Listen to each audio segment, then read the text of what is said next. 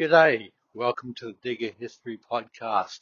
My name's Keith, and in this episode I'll be talking about one of the most, or possibly the most iconic symbol of the Australian Army, the slouch hat.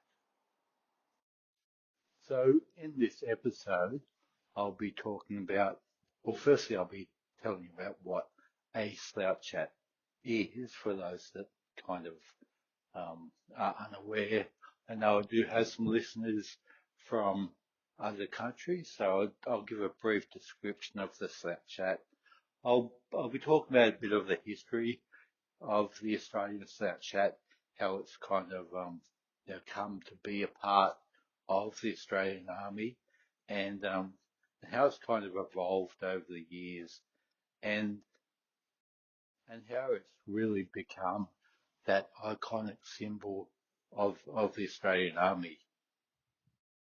So the Slouch Hat, or the Hat KFF, standing for Khaki Fur Felt, is obviously a khaki, wide-brimmed fur felt hat.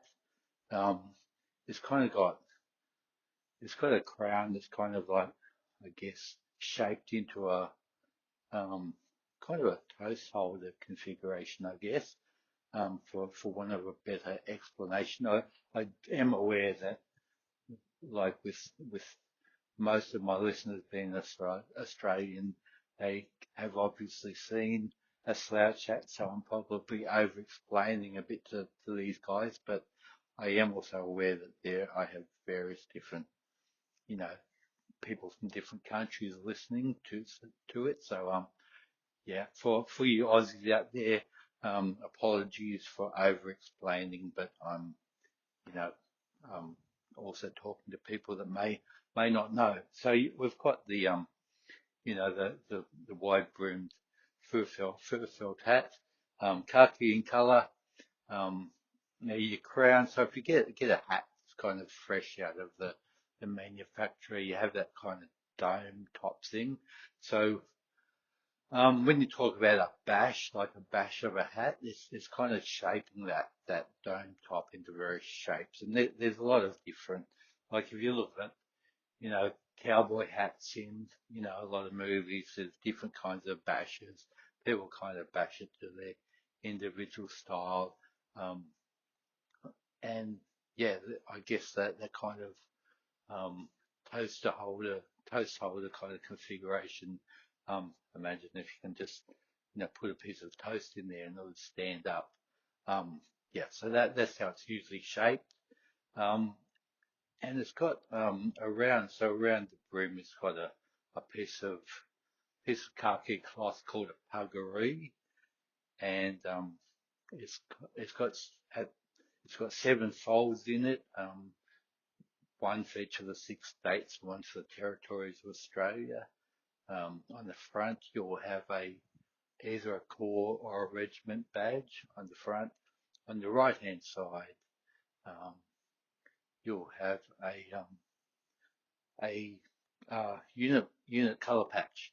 So that'll vary depending on the unit. On the left-hand side, the brim in ceremonial occasions is turned up, so it's kind of folded up and clipped up on the crown, so it's kind of like sloping up. And there'll be the Australian Army Rising Sun badge pinned onto that turned up side. The hat's got a chin strap, and the chin strap is it's kind of a buckle, and it's lined up to be kind of to line up with the left-hand corner of your mouth, except in one variation, and I'll talk about that a bit later when I talk about the variations of the slouch hat. But generally, the buckle is on the left-hand side. Yeah. So what have I missed out? I think that's about it. It's pretty iconic, especially worn in the turned up position when the left-hand side brim is worn in the turned up position. You see this a lot. On Anzac Day, you see it like in ceremonial occasions. You'll see some, around Anzac Day, the slouch hat is usually used on like social media and posters and things to promote Anzac Day commemorations that are coming up. Now, Australians can't really claim to have like been the originators of this style of hat. Um, Many other countries wear a similar kind of fur felt hat. So we can't claim to be the OG of this, but um, I guess arguably when you think about the slouch hat, the Australian slouch hat is the one that comes to mind. Um, a few other like different countries have variations, as I've said. Um, the Kiwis and New Zealanders have a similar hat, khaki fur felt hat, which they call the lemon squeezer. Oh, we call it lemon squeezer. I don't know if the Kiwis actually call it the lemon squeezer, but it's colloquially known as the lemon squeezer because the crown is kind of like shaped like a lemon squeezer.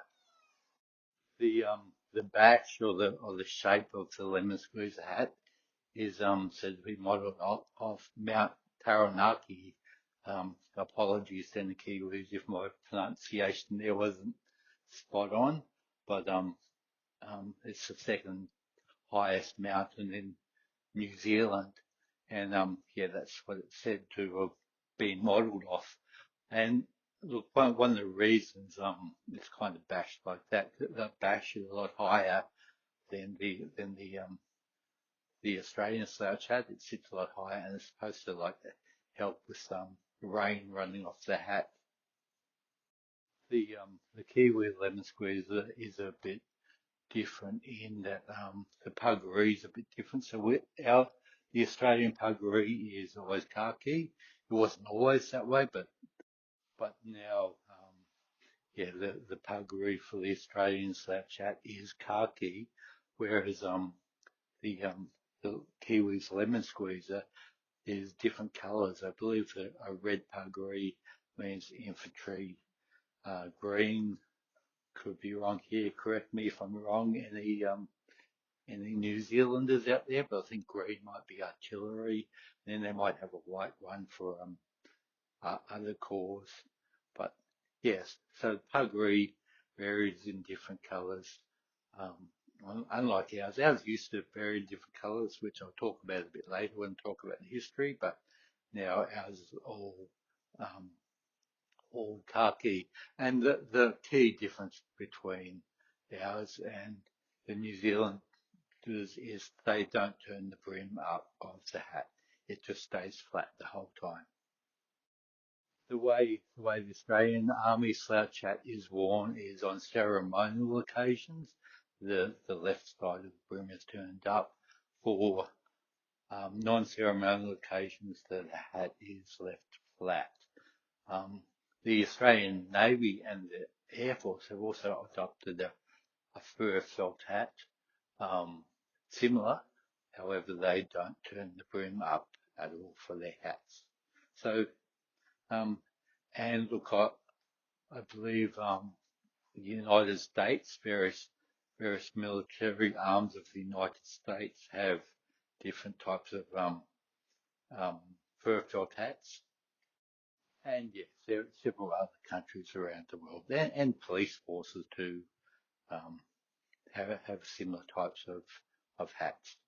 So yeah, it's definitely something we can't like claim as being like um, originally Australian. There's lots of different variants around the world. So the Victorian Mounted Rifles were the first Australian military unit to adopt the slouch hat as part of their uniform. Their commanding officer, Colonel Thomas Price, he'd seen similar hats worn by police in Burma, and obviously thought that they looked pretty good, so got all his troops wearing them. Interestingly enough, the Victorian version, the Victorian mounted rifles, they had their hat turned up on the right, um, and it was said to like because of the weapon drill that they used at the time, they didn't want to, weapon interfering with, or the hat interfering with the weapon, so they turned the hat up to the right. Now, over the years, various other Australian military forces, bearing in mind that Australia wasn't actually a country back then; it was separate, um, independent, separate states. So they hadn't actually been formed into Australia at the time, but various other colonies, they also adopted their version of the Slouch Hat. So Tasmania, they went with the Victorian version of slouching of turning their brim up to the right hand side. But all the other states, Queensland, South Australia, um, West Australia, they all turned their hat brim up to the left. And spoiler alert, they're turned up to the left today. So I guess who won out on that one? So by the time that Australia federated in 1901, all the colonies or former colonies to be had adopted um, a version of the slouch hat as part of their uniform. So when Australia federated in 1901, prior to that, all the different colonies, which are now states, had their own defence forces.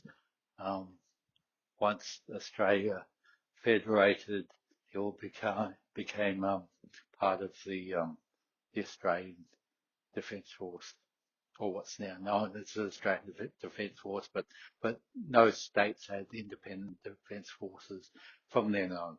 So in 1903, the slouch hat was officially made part of the uniform of the Australian Army.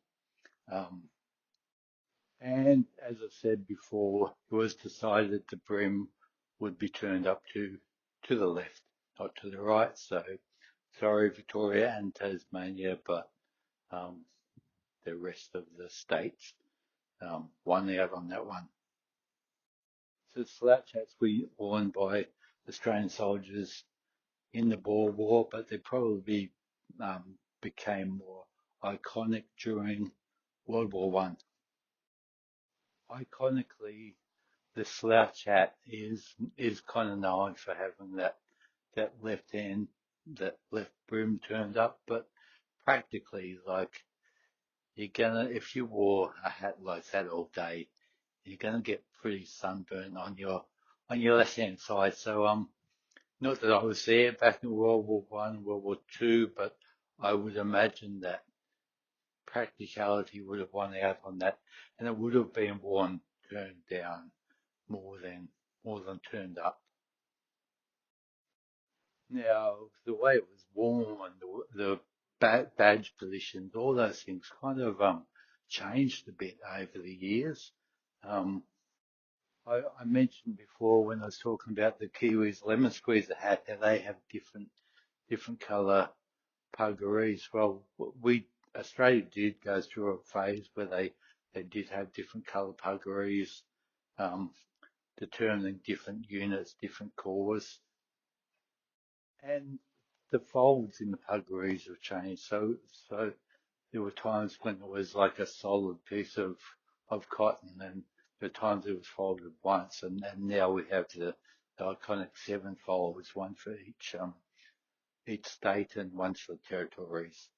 Other things that have changed are the positioning of the badges and what badges were worn on there.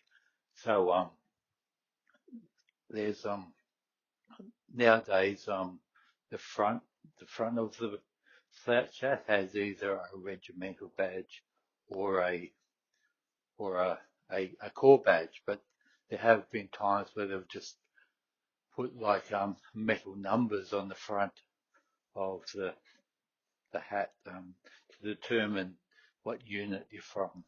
I've seen those metal numbers also pinned to the side of the hat where the rising sun is now.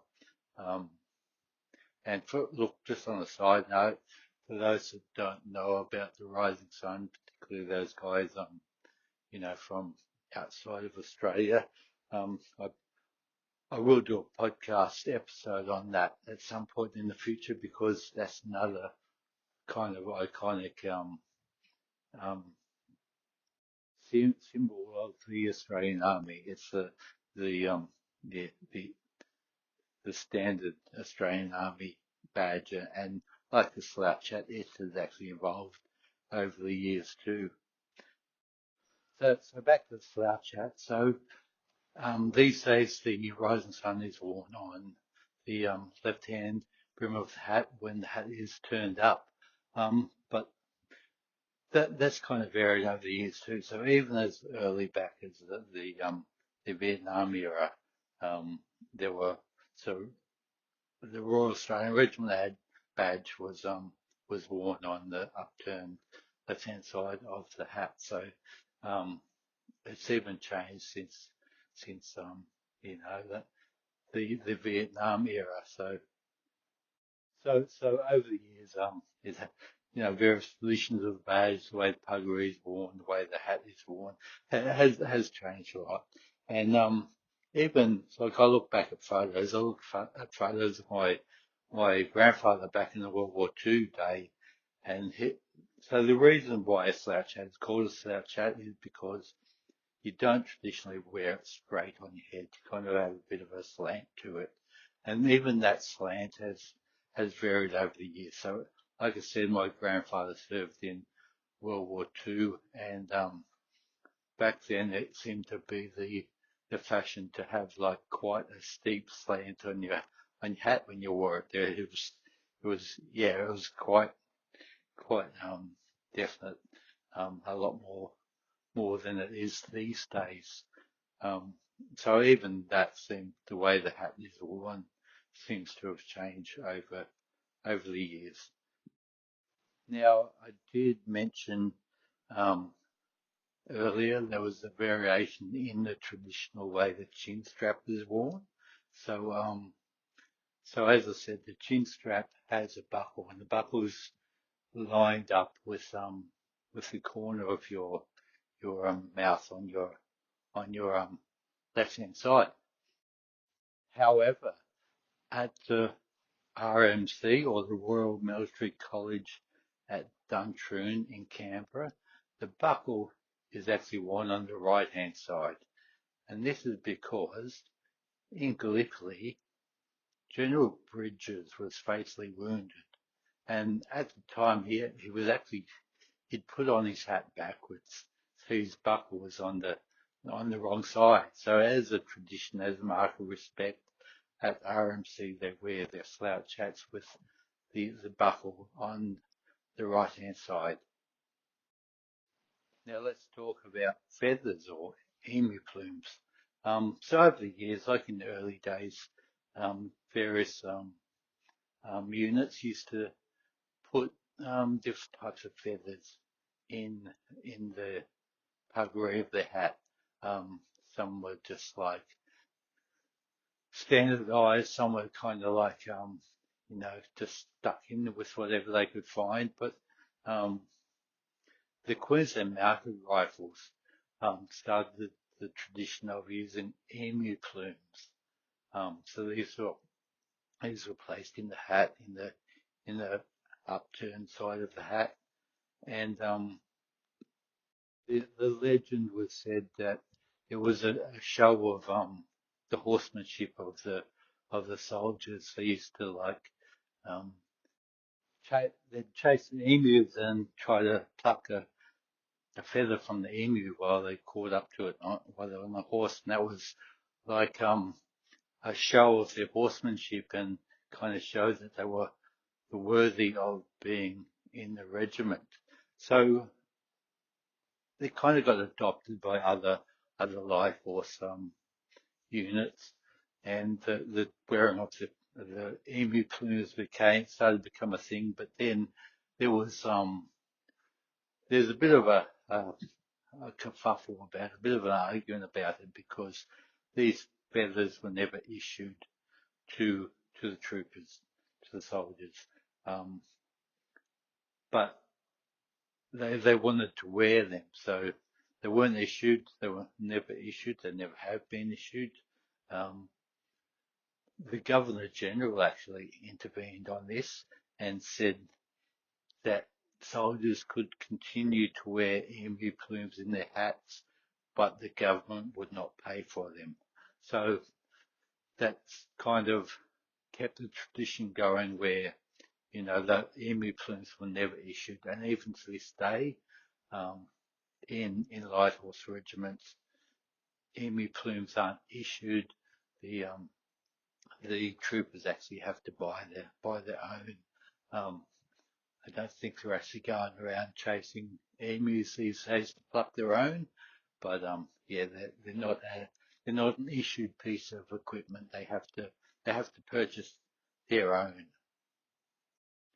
Now these days, um, horses aren't ridden, so the um, the light horse regiments became armoured regiments. So now that tradition is carried on to the armoured regiments of yeah, having the emu plumes in their hat, but they're never issued to them. They have to go and buy their own.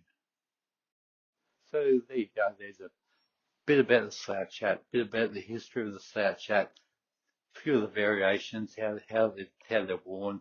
Even mentioned the Kiwis in there. I actually do like giving the Kiwis a mention um, in my episodes. I'm very interested in learning. Australia and New Zealand do share a lot of um, military history, and I do like learning about things from a Kiwi point of view. So whenever I'm in New Zealand, I actually make a point of checking out one of the local military museums. There's a good one in Auckland, the Auckland War Memorial Museum, and a fantastic one in Wellington as well. It's a museum, but they have an exhibition dedicated to Gallipoli. Yes, I do like kind of researching um, stuff about the Kiwis as well, because as I said, we share a lot of military history. There's a lot that we have in common, a few things that are different, but yeah. So with Anzac Day coming up in a couple of months' time, um, there's kind of a couple of icons there from the Australian point of view. You do see the slouch hat, um, and you see sometimes you see the New Zealand lemon squeezer hat there as well, kind of together. Um, kind of the slouch hat has become like, for Australians, like an iconic symbol of Anzac Day as well. So I hope you enjoyed this episode. I hope you got something out of it. I always learn a little bit too when I research for these episodes. So I don't claim to know everything, so I do a little bit of research myself, and and learn a bit myself. So thanks for listening. If you haven't checked out my other episodes, go back there, check them out. I had a bit of a break for a while, but I'm back.